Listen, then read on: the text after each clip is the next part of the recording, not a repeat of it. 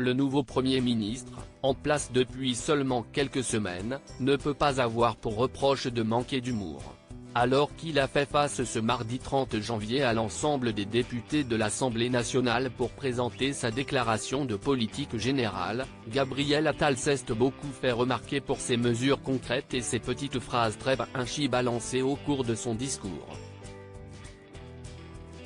Parmi elles, se trouvait notamment l'idée de désmicardiser la France ou encore sa volonté de vouloir disposer de sanctions adaptées pour les mineurs de moins de 16 ans en souhaitant être plus répressif à leur égard.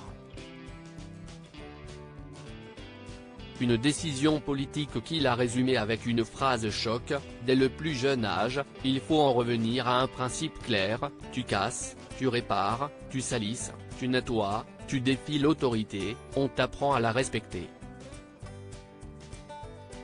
Une réplique marquante, qu'on pourrait croire sortie d'un clash de rap, et qui n'a pas manqué de faire réagir sur les réseaux sociaux.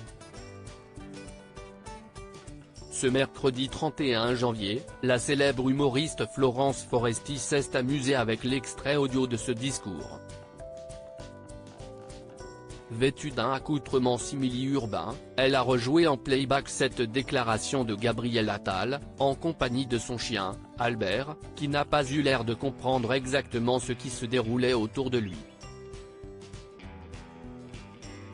Une parodie que les internautes ont beaucoup appréciée, dont un en particulier, le Premier ministre lui-même. Quelques minutes seulement après la publication de Florence Foresti, à retrouver ci-dessous, Gabriel Attal a commenté la vidéo, en partageant 2 emojis morts de rire, pour signifier son approbation de cette reprise. Le signe que le Premier ministre, malgré ses fonctions très prenantes, arrive toujours à suivre les tendances sur les réseaux sociaux. Gabriel Attal, Olivier Dussopt.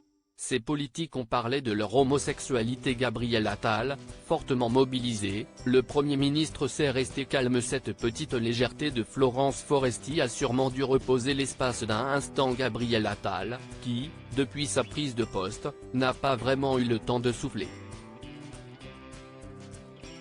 Entre la colère des agriculteurs et les différentes polémiques soulevées, notamment par sa ministre de l'Éducation et des Sports, Amélie Oudéa-Castéra, le Premier ministre a été plus que mobilisé au cours de ces dernières semaines, sans pour autant fléchir, du moins publiquement.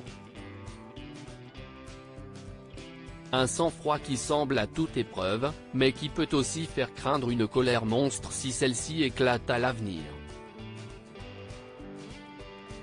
Crédit photo, Stéphane Le Mouton.